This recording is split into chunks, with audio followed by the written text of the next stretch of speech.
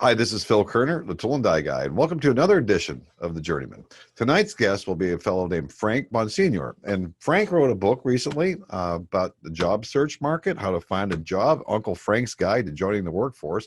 But Frank came to the trade in a little bit of a unique way, and we're always proud to tell those stories here, and he's one of us, and I'd like to welcome Frank into the studio right now. Enjoy. All right, so today's issue, or episode, I should say, of the Journeyman, joining me today is Frank Monsignor. And Frank is the author of a book that we're going to talk about here very shortly. But Frank came across the Tool and Die Guy world in a little bit of a different way. So Frank, people like to tune into this program and they want to hear about some experiences in our lives that you and me have gone through. So a little bit about yourself. Born and raised, where were you from? Born and raised in Rochester, New York, in the suburb of Irondequoit, and educated in town there. Catholic schools from grade 1 until through college, I think. Wow. Was college Catholic too? Yes, college was. Graduate school was not, which was fine. So where'd you end up going to college at? Well, I got my bachelor's degree from Niagara University. Okay, and what was that? Your field of study? My field of study was chemistry.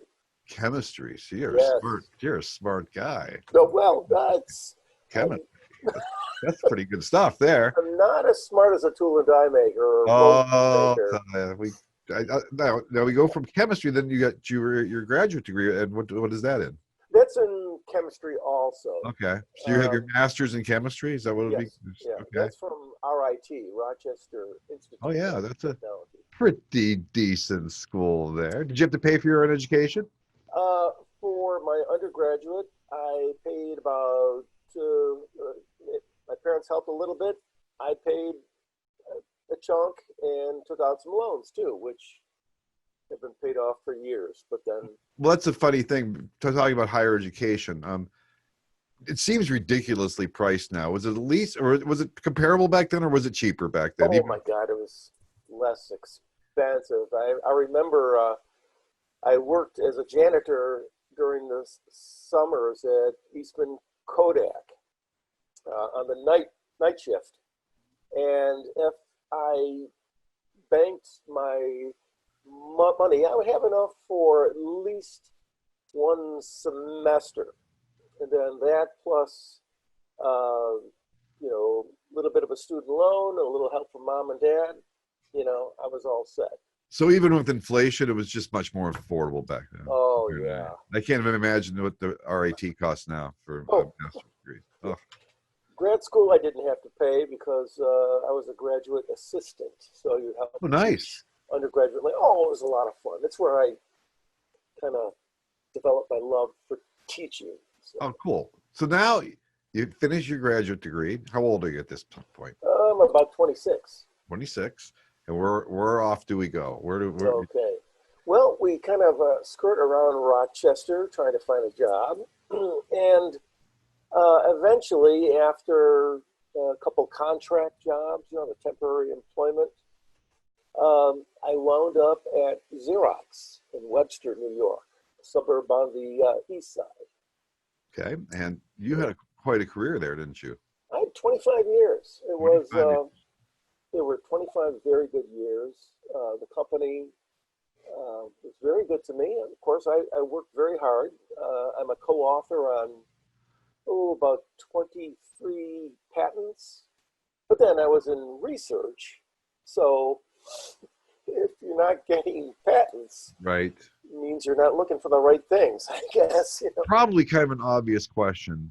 But since you were working for, arguably back then, Xerox, I don't know where it is now, but one of the most famous companies in the world at that time, Xerox, as you and I mentioned earlier, I mean, it was a verb. You Xeroxed your documents, yes, and copy them. And I assume when you work for a company, even though you got credit for the patents, they own them, you don't get paid for them, correct? That is correct. On your first day, before they show you where the restroom is or anything, you sign a document saying that any inventions you come up with are the property of the corporation. They're assigned to that.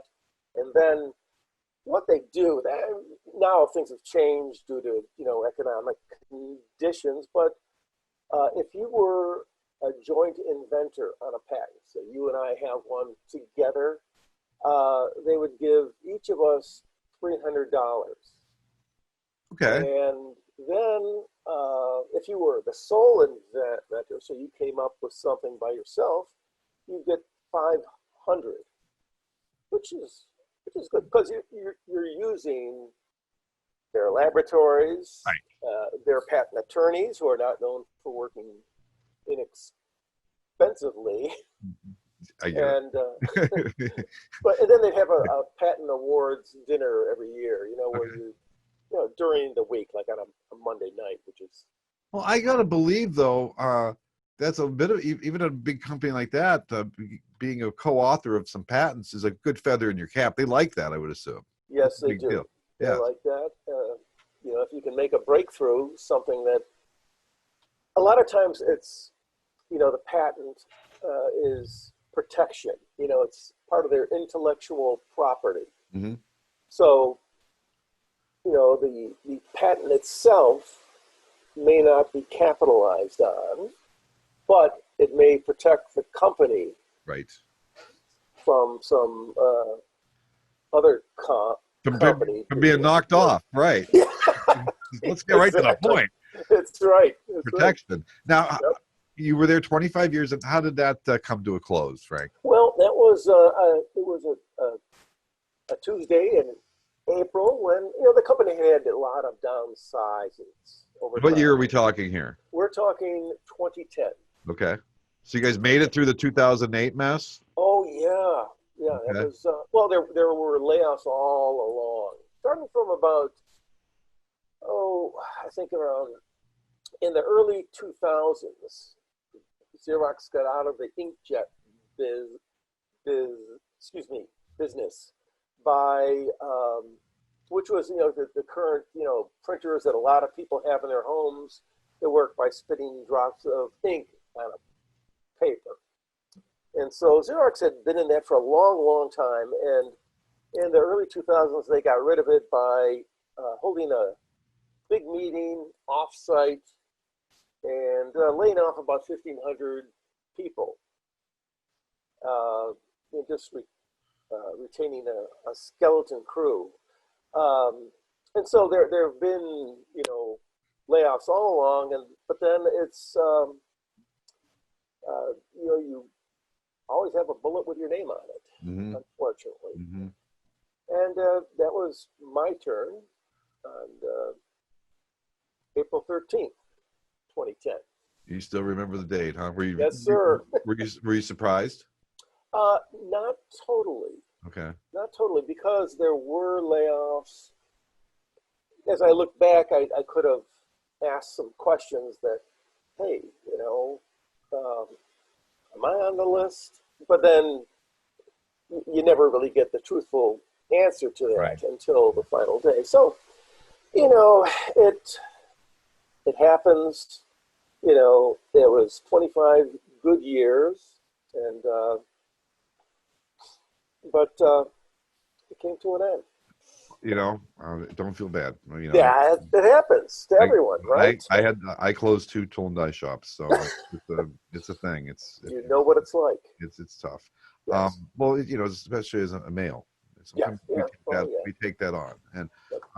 so I guess the last thing on Xerox, when you started there, how many people were there at that Oh, geez.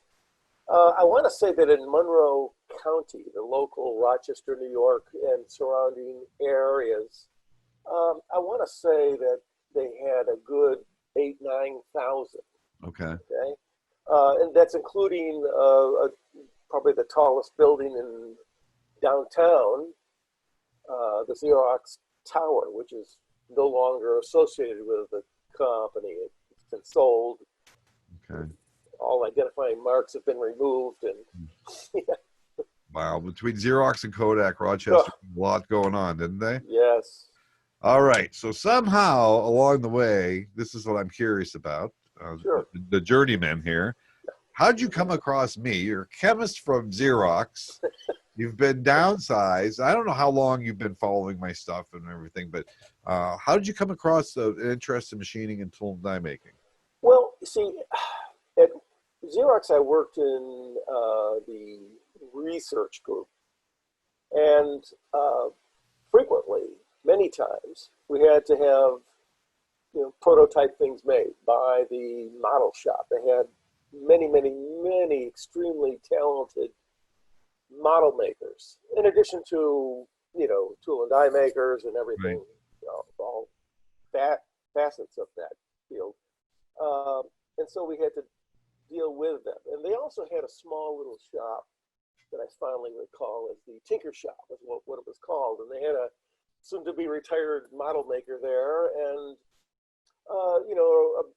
a Bridgeport mill, a Harding lathe, and a bunch of other things. And the model maker made sure that we didn't kill ourselves.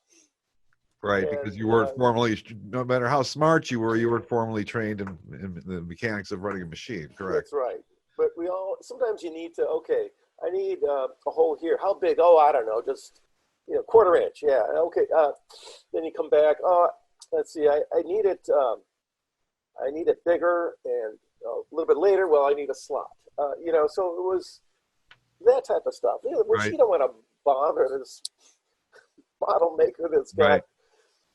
8 years of training Mhm. so I got to work with them, and I enjoyed the people.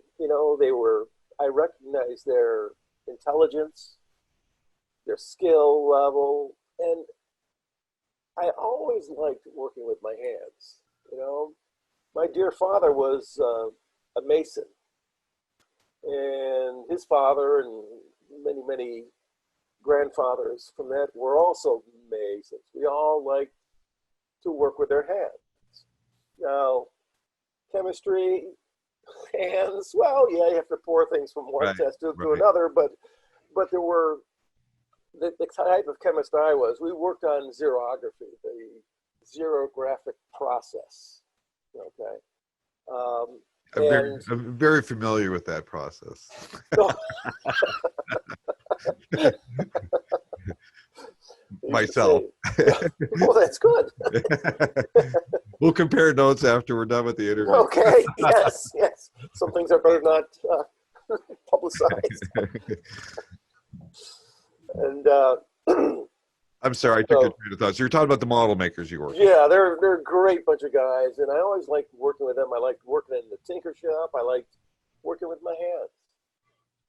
And so after I was downsized at Xerox in 2010, I had many, many, many, many months of unemployment, followed by one job. It was at a medical center, and that didn't end well. Okay, let's just leave that at that. And then I had actually a contract job back at Xerox, which was Odd. unique because your buddies are, oh, hi, Frank, how you doing? Oh, no, you're back. It's a contract, Yeah.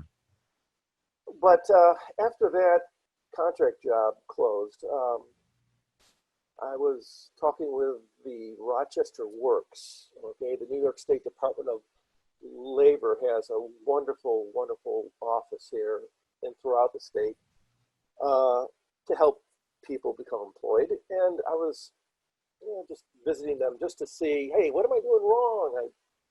And the woman, Chrissy Saravolo was her name, said, Frank, did you ever consider going back to school? School? Oh my God, great. Oh yeah, I love school. Mhm. Okay. Well, you pick from a short list, and the thing was like a information technology person. But once I saw precision machining on How there, I fun. said, that's it. Wow. That's what I want to do. How fun. And how old were you, Frank? You mind me asking? I was when I started the program, I was 59. Awesome. I was Wow. the old guy. Yeah. Yeah. There's 18-year-olds, and then there's this old guy. You know. I know the feeling. Vaguely familiar with that. So, so off you go. You'd say, was it a full-time course or nights or how'd Yeah, that? it was full time at Monroe Community College that offers a 2-year program with ending in an associate's degree, associate's in applied science in precision machining. They also have programs at night, an accelerated one for people working in the field. They have a certificate program for maybe apprentices, but I wanted the full Yeah. full deal, and oh God, I loved it. So I you went was to in school heaven. full-time for 2 years. Yes, for a year and a half Okay. actually, because with all the chemistry and everything like that, I could I didn't have to take uh, Oh, yeah. many Right. many core courses. So I would assume not. So, okay. So you did that for a year and a half. Then what? well, when I got out, I was 61, and I knew that if I could convince anyone to hire me, okay, as an apprentice, which I had my doubts because Right. I'd be starting out on the second or third shift, okay, and at 61, I don't know how that Right. would really go, okay. So they had an opportunity for some help. They needed some lab assistants at MCC, where I went to school, and it was helping out in the CNC lab. Okay. And basically, help out means that you work with the teacher there. There's a teacher who calls the shots and kind of assigns the grades and all that type of thing. And then there's the assistant that helps uh, students in any fashion at all, answers their questions, and you know I love this so much what I Wow. was doing that I was overjoyed, and to give him this chance. And so I did that for till about let's see, I finished up in 2015. Was an assistant for a couple of years, and then And that was a somebody full-time job? That was full-time? no, it was part-time still. Okay. All right. It was part-time, and it was maybe 3 hours, 2 or 3 hours a day for maybe 3 days a week. Okay. But I could still hang out. I could Right. still volunteer. I could still go down to the lab where they have the vertical mills and lathes. And You had the fever. oh God, Right. big time, big time, big time. And it's hard to describe, as you might know too. But once you get it, Oh, I know. I've had it for a long time. yes, You you know, have. well, one of the things I say a lot, I guess an unofficial motto of mine, you know, in a nutshell, I like to say some people are just born to work with their hands. Yes. But I can tell you, Frank, that it's been fascinating for the last 10 years as the tool and die guy, how many people that follow me have a story very similar to yours. They had a Mm. career, but their father was a machinist or a tool maker. He passed away, and they've always had those tools. Mm-hmm. And then he retired. The guy eventually retires. And I said, "Now I want to learn how to use my dad's tools." And a lot. And I know some women are like this, but a lot of men, they need that satisfaction in building something. Yes. And that's why they come home and they redo the kitchen, they remodel, they build a deck. See, I don't do any of that because I get it out of my system all day. Exactly. When I come home, I mean, I'll do little things, but I Sure. tend not to take on huge projects because I get that out of me during the day, Mm-hmm. you know. Mm-hmm. But so after the assistant teaching job, what then? Well, um, a teacher of mine, who was a teacher of mine, retired. And by this time, I had established a reputation in the department as a hardworking guy that loves machining. And so the person I consider my boss at the time, of course, I viewed everyone there as my boss, but his name is Paul Brennan, and there were other instructors I had, Pat Bolton and David Mancuso and John Giannetti. In fact, I was in one of the labs working away with the rest of the students, and I looked up and I saw this fellow that I went to high school with. Wow. So I shut down my lathe and I go over to him. I go, John. He goes, Frank, how are you? I go, great. He says, are you working here? I said, no, I'm a student. That's great. John was actually an engineer at Kodak, and I don't know the exact story, but he taught for a long time at NCC part-time, and eventually now he's a full-time faculty member there. But so what happened was that they put my name into the mix to take this one job. It was in the working in the CNC lab, and it was specifically the setup lab. So at MCC, the way that they teach CNC is Paul Brennan is the main instructor and the guy that I learned from and that I'll always learn from him, but he gives the lecture portion of the class. And here you're training students to write G code line by line, and the culmination of that course is to make a simple project out of 6061 that utilizes all the techniques you learned throughout that semester.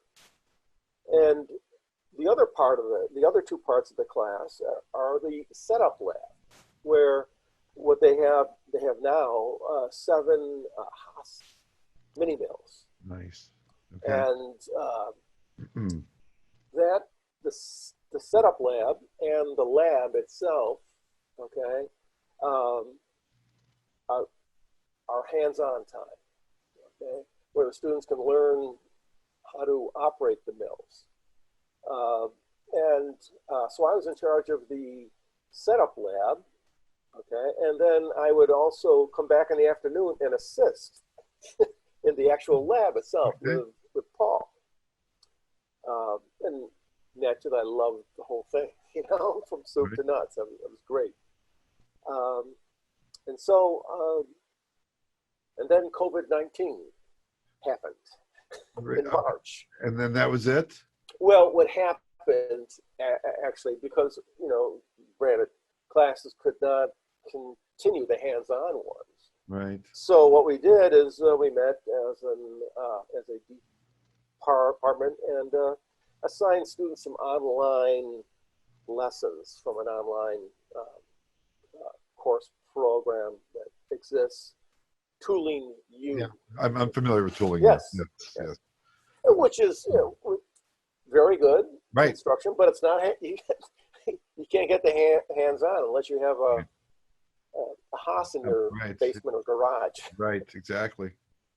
So up until 4 months ago, this was a full-time job at this point?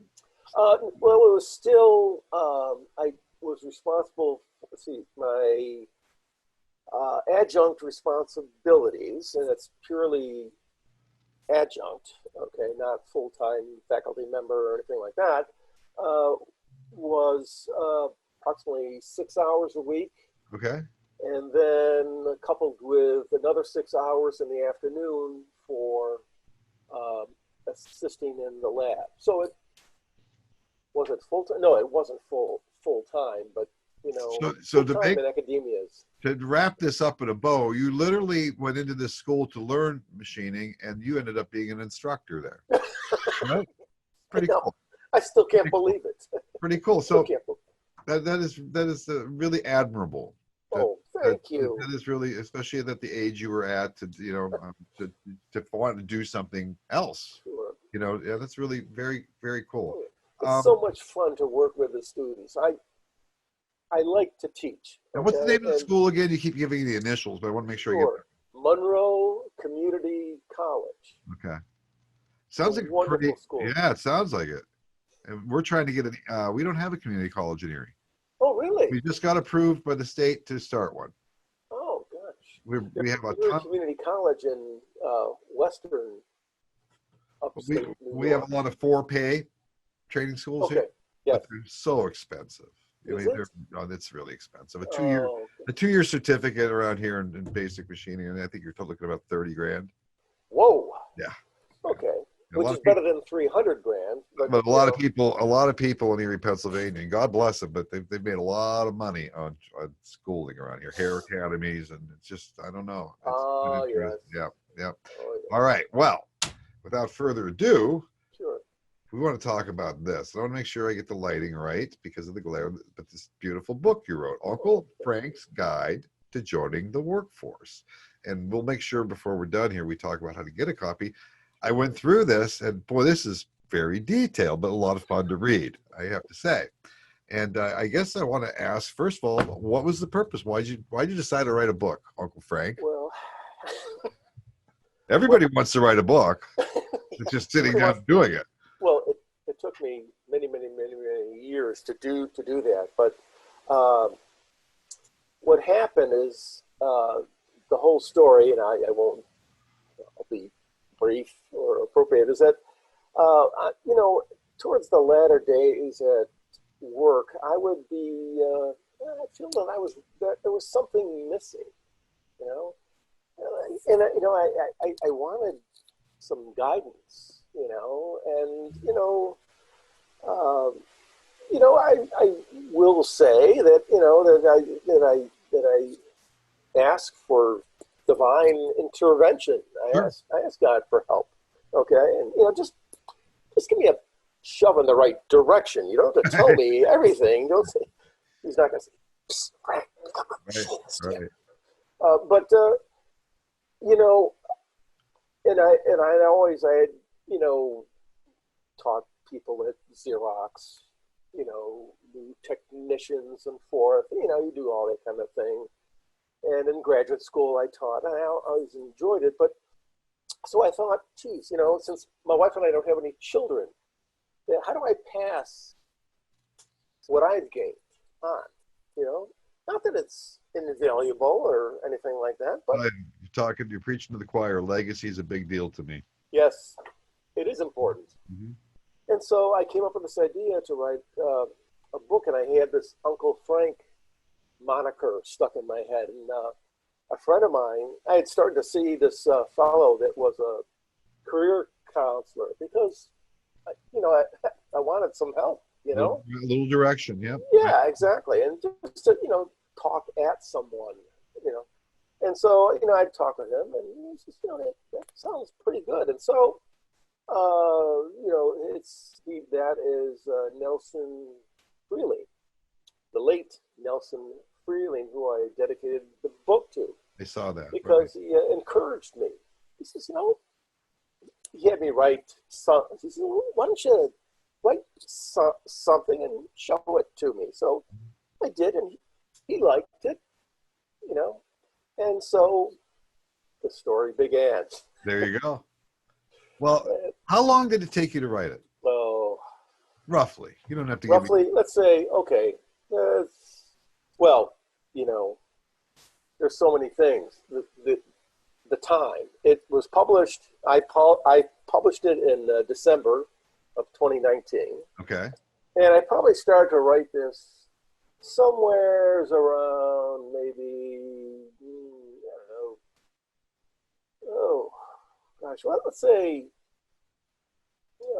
seriously, I want to say, let's say 12 years. Wow. Yeah. Kidding. But remember, there were long stretches. All right. Where I didn't do a thing. I've got all my chapters done. I've got them half ordered. I know the feeling. I've probably been doing it not that long, but it's the nice part is it's on the computer, and Yep. then I lose interest. I'm actually meeting with a person tomorrow night about my book. So Wonderful. Oh my gosh. You have to keep me informed. I will. But and you know that if you need encouragement. You've got my number and email. And I will put you on the speed dialer. definitely. So, okay. So again, back to, I like your take on, you named it Uncle Frank's Guide to Joining the Workplace for Workforce. And I know why you did it, but explain the reasoning behind the Uncle Frank. Well, as like everybody else, my dear mom and dad tried to give me advice about school and over the years, and while it was, in hindsight, extremely good advice, I always, I get it. getting information, getting advice from mom and dad is always a little bit of resistance, But like Mark Twain said, something about when he was 21, he's learned how much the old man learned, and since he was 16 years old, I forget the exact quote, but getting advice from an uncle, well, an uncle is different. An uncle is detached from your family a little bit. Of course, he's not a parent. But he's blood. But he's blood. You can trust him. And he cares about you. Right. And an uncle he's gonna tell you the way it really is. Right. Right. Because he doesn't care. In my humble opinion. He doesn't have to see you when he goes home. So, very good. So I'm reading through this, and so many great details, and it's quite up to date. You talk about LinkedIn and networking. Oh, yes. My wife is a big networker. That's one of her claims, is putting networking meetings together. Oh, and teaching people how to say hello to each other. And not just hide behind the table and stuff. Because you're nervous, you don't want to talk to anybody. That's right. So you do cover that a lot. I saw you cover what to wear to an interview. Yes. Very specific and very old school, which I like. Yes. Somebody taught me years ago. See, I don't mind wearing a tie because I don't get to wear one that often. Mm-hmm. And it's a weird memory for me because, as you would know, going to Catholic schools, we wore a tie every day. Oh yeah. Oh my God, yeah. So but then being in this trade, I don't need to wear a tie. Yeah. So, but when it's time to go to a meeting or a business meeting or something, I have no issues wearing a tie. And one of the things I was taught years ago, tie is instant credibility. People don't realize that, but it is. There's something. Yes. There's something about that. You look like you're not important, but might be in charge or know what you're talking about. A tie and a briefcase. A nice one. There you go. Expert. Here's. I always look for fun things like briefcases and that sometimes at the estate sales. Because you might find a gem tucked away. Well, years ago, I used to live in this neighborhood, and I was just on the outside of it, but a block down from me were all the millionaire row homes. Okay, but a lot of these people have been living there for 100 years, right? Okay. You'd be surprised when you went in; they hadn't been updated since 1948. But they had an estate sale one day, and I couldn't find anything good except I had been at that time I was traveling a little bit, and I needed a new carry-on. Well, there's a carry-on there for $10, so I bought the carry-on. Sure. So I'm walking home, and I've got this carry-on, and I'm dragging it because it was 3 blocks away. Yeah. Some guy on his porch says, "Welcome to the neighborhood." Me and my, anyways, I digress. But I, a lot of your attention to detail with how to talk to people and to be attentive, to have a good handshake during the interview. And there's so much more how you're actually interviewing your prospective employer too. Yes. It's up to you because you're right. You said in the book, sometimes you're in the interview and it can be so petrifying for you that you're not present to see what's my boss going to feel like, and then you walk out of there just so glad you made it through it. Yes. And you realize you forgot to ask these questions. So, Frank, I guess my question would be, it seems to be you really wrote this. Would this still work for even a high school graduate that's looking for work, or is it bent towards absolutely, okay, absolutely. Or perhaps anybody that's been struggling with a job and maybe they just haven't been doing it right. That's right. And let's take the person. Okay, high school, college,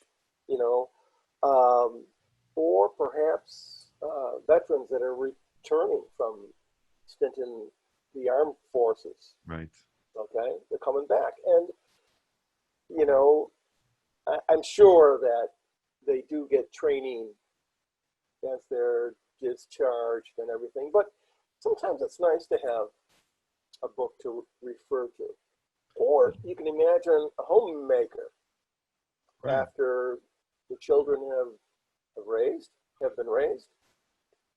Now, time to go to work, to get out of the house or to start a career. Well, I like the name, the subtitle, A Companion for Your Job Search. Thank you. And that's a nice way to put it, because it's just some aha moments in here Mm-hmm. that somebody who's looking for a job, they might not, they eat the meat and throw out the bones, I guess, right? And That's right. as That's they're right. going through it, but if you're struggling to find a new career or something, all it takes is a few ideas that you spent the time here to put together from your long career and meeting people and dealing with different types of executives. This is a really nice. I'm very impressed. Nice. Thank you. I Thank like it. This isn't machinery's handbook, right? We're not looking at formulas here. We're teaching people, especially at this age. I firmly believe people are on their phones, their cell phones so much, Yes. texting. They're not talking. That's right. And I don't know if that may change someday, but the day you finally get an interview, your skills as a presenter are on. And like you said, again, I read it. If you don't think you're selling in life from the moment you start dating until you start your career and your school, you're always selling your ideas. It doesn't mean you're selling used cars, but your ideas. If you're not selling, you're going to get stuck. That's right. I mean, That's right. at my age, I still sell my boss. I don't realize I'm doing it until we talk about it every day. You mind if I do this? Because this is why I'd like to do it this way, because this will save the company a lot of money or whatever. And I get my way 9 times out of 10 because I'm a persuasive salesman for my cause. And I guess it's the way, right? We all know, man. You got to sell that girlfriend, man. You got to figure out. They're not good-looking guys like us, but Of course not. But they were just throwing. Well, Frank, I guess my question would be now, where can somebody get a copy of your book? That's the big. Go no further than everybody's friend, Amazon. Okay. If someone were to search on Amazon under Uncle Frank's Guide. Okay. And I'll make sure. Is there a direct link for it on Amazon that you could send me? Yes, I will. Email that to me when we're done. I'll make sure I put it under the interview. Sure. And I believe the book is very reasonably priced for the information you're going to get. Yeah. So, any closing words of wisdom, Uncle Frank? Well, there are many. I did kind of summarize things about maybe some takeaways, right? And I don't know. I could go through those and yes. Just. First one is to be prepared. Have your paperwork in order. Have your story ready. Okay. Why did you leave that job? Or when the interviewer asks you, so tell me about yourself. You want to have some sort of continuous flow. You want to show some preparation. You have to be resourceful, okay, to find a job. You don't necessarily go knock on the door to a company and, okay, do you have any job? No, you have to be very proactive. If there's some company that you know of and you read that they've started a new division or going to make a new product and you'd like to work there, you can send a note, okay, and introduce yourself and ask to speak with them. And under maybe the guise of, oh, well, I'm interested in working in this field. Can you give me any advice? Nice. You have to be resourceful. You have to be realistic, too, because life is about compromise, right? We all learn that. You have to be ambitious. If you want to advance, you have to work towards that. Okay? And there's many, many things, but part of that about being, if you have ambition, one of the other things that you have to is be visible. People have to know what you do. And you're continually trying to answer the question, so what? Okay? Why is your work so important to your company?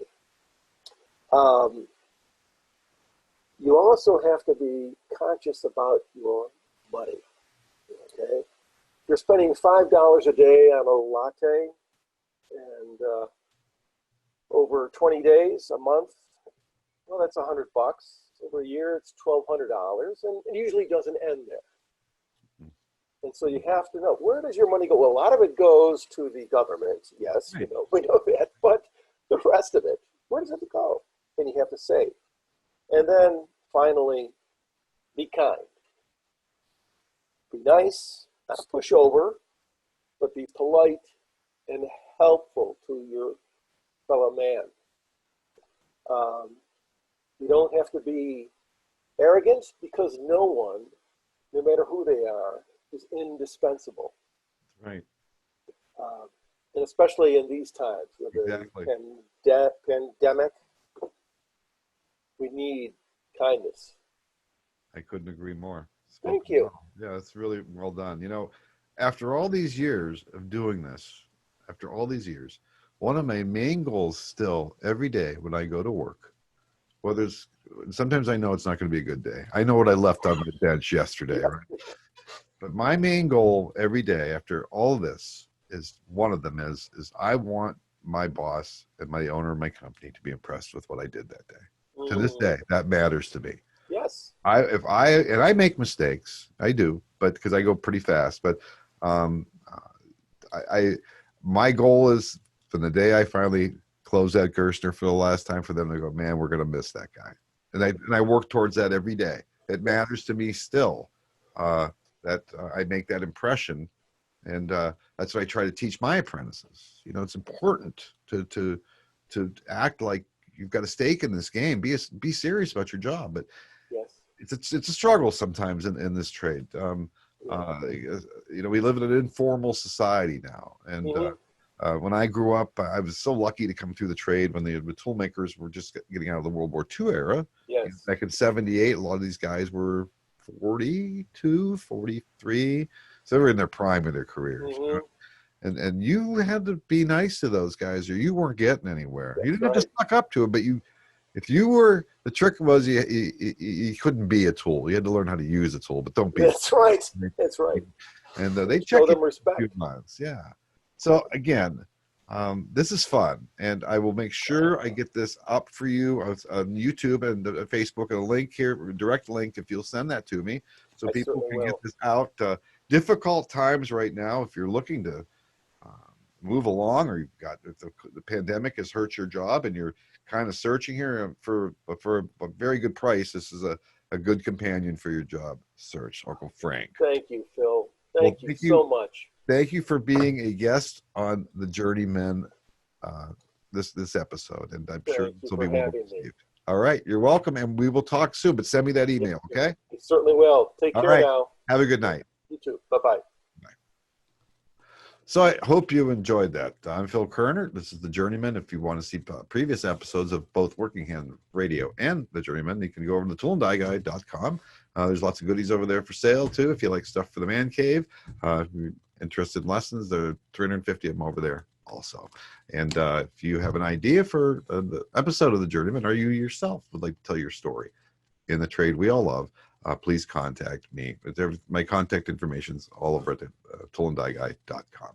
So we will see you on the next episode of the Journeyman. Stay safe out there, and take care.